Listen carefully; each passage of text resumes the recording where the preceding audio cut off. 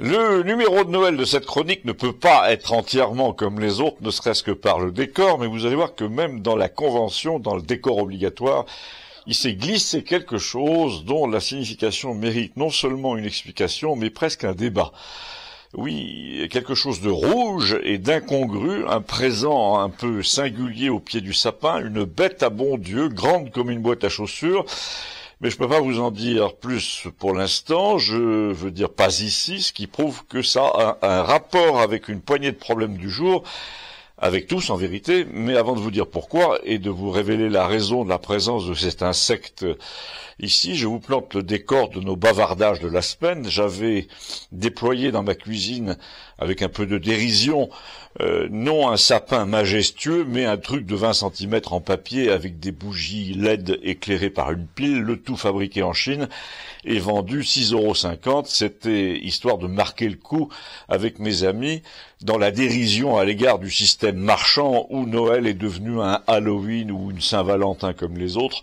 Donc un truc américain qui fait vendre des colis fichiers fabriqués en Chine par millions. Et naturellement, la rencontre avec mes amis que je vous raconte aujourd'hui n'a pas eu lieu le soir de Noël, je veux dire hier, mais avant-hier à 11 h du matin. J'avais fait un apéro, vin blanc chaud, aux écorces de citron, pâté en croûte, etc. Et les chiens ont eu droit à des croquettes à la graisse de canard. L'abonné au monde était venu avec sa femme, trêve de Noël oblige.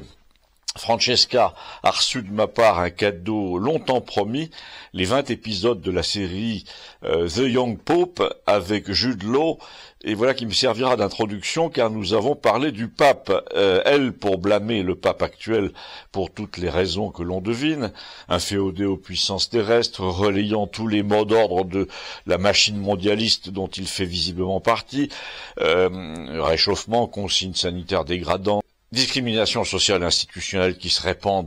d'un pays développé à l'autre, en plus un type horriblement irascible même en public, même contre ses propres pèlerins. Tout le monde a vu ces vidéos où il s'impatiente comme un gosse devant la dévotion des fidèles.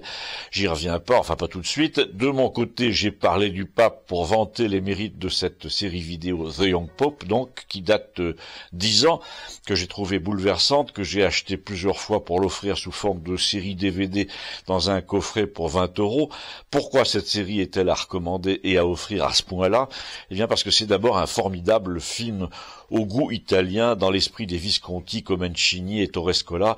C'est ce qu'affirme Gustave et il a raison. Ensuite parce que il comporte tout ce que la religion chrétienne aurait dû rester, a dit Bernard, l'ancien moine qui avait vu le film, à qui je l'ai offert. C'est-à-dire une invitation au mystère, à la transcendance, au miracle permanent, une philosophie qui consiste à déceler la présence de Dieu partout dans la nature et dans le cœur des gens, mais aussi la présence du diable jusque dans le cœur de ceux qui s'efforcent d'honorer Dieu, parce qu'il s'en passe de belle au Vatican aussi. Enfin, je vous raconte pas le film, mais en tant que romancier scénariste, je vous garantis que c'est magnifiquement agencé, très très bien dialogué. Le cinéaste joue avec le pire de la modernité que nous connaissons, notamment avec tous les méandres de la corruption des âmes, pour transformer poétiquement tout ça, tout ce qu'il filme, en matière à réflexion, à espérance, à émerveillement. Comme dit Bernard, quand on voit ce film, on comprend ce qui manque à la chrétienté. Et Léon, à qui je l'ai prêté aussi cette série il y a 3 ans, a confirmé, il a dit « Ce film est manifestement inspiré parce qu'il va suivre dans notre histoire. » C'est comme si son auteur avait vu quelque chose qui arrive. Il est dans l'esprit de la chrétienté future, il montre ce qui ne s'est pas encore produit, mais qui va venir, à savoir le basculement du christianisme contre l'ordre obligatoire sous l'effet de la persécution, comme très souvent dans son histoire. Et là, Léon a très bien expliqué que le christianisme a toujours été cette façon de s'adresser au cœur, à l'intimité des gens, pour leur dire, en couvrant la voie des puissances, des pouvoirs terrestres, tu vaux mieux que ça, mieux que ce qu'on t'inflige, mieux que le confort et la convoitise par lesquels on cherche à te faire tout gober, mieux que le statut d'esclave qui t'est attribué dès ta naissance. Or, que fait le pape en ce moment? Le pape François, a dit Léon, il fait le contraire. Il dit qu'il faut être patient dès la naissance et courber l'échine devant les gens qui savent,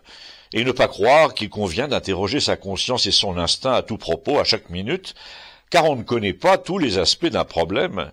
Donc, en gros, le pape François, qu'il parle de médecins, ou du climat, ou de l'immigration organisée, ou du contrôle numérique des individus, nous dit qu'il faut s'en remettre à ceux qui savent, même s'ils se trompent, Et il se trompe sous nos yeux tous les jours depuis 2 ans. Et tout ça au lieu de s'adresser au contraire aux propagandistes et aux puissants, aux scientifiques qui ramassent du fric, aux marchands du temple en leur disant, comme le Christ, tremblez, tremblez si vous êtes les soldats du mensonge et si vous profitez de la crédulité des gens, si vous gouvernez par des mots d'ordre sans arrêt, par des officines qui inventent sans arrêt de nouveaux outils de manipulation des populations, tremblez car le peuple des gens qui ont une conscience vous résistera, et moi le pape, je les y invite au nom de Dieu. Oui, c'est ça qu'on aurait aimé entendre. L'abonné au Monde a essayé de dire que si le pape restait dans son rôle, ce serait pas plus mal, mais sa femme a dit à Léon, moi je trouve que vous avez raison, c'est inadmissible que l'actuel pape ne soit pas monté au balcon pour dire que la privation des droits des soignants, des militaires, etc., pour des raisons maintenant entièrement démenties, est un scandale moral.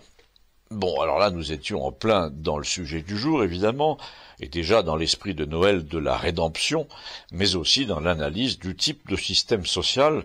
où le Christ est apparu, c'est-à-dire un système implacable, romain, impérial, mensonger, unanime dans le mensonge, s'appuyant sur tous les corrompus les plus cruels, localement, comme le roi Hérode. Et donc, si vous voulez savoir ce que nous avons dit de tout ça, notamment à l'instigation de Christiane, qui adressait un réquisitoire en tant que médecin, elle-même suspendue, rejoignez-nous sur les 2 ou 3 plateformes ci-dessous dont les adresses suivent. Merci, à tout de suite.